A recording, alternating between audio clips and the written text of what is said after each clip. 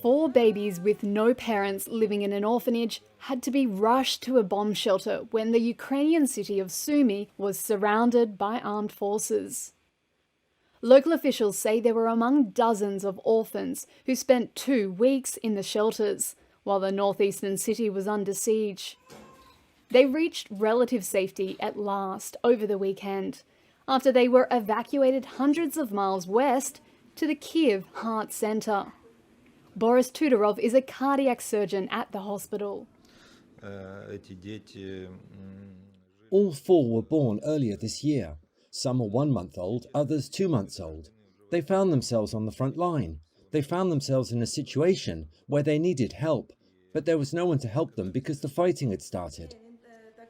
Local authorities said late Saturday that there were more than 70 children, including babies and infants, who have spent the past 2 weeks cared for in bomb shelters.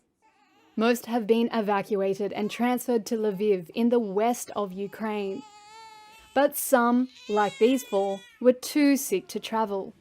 Dr. Tudorov said he hoped that they would be able to perform life-saving open heart surgery on one of the babies suffering from congenital heart disease.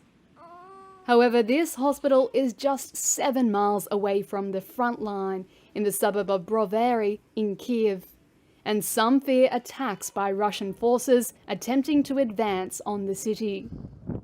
Russian leader Vladimir Putin calls the war a special military operation to disarm Ukraine and protect it from what he calls Nazis. The West calls this a false pretext for an unprovoked war of aggression.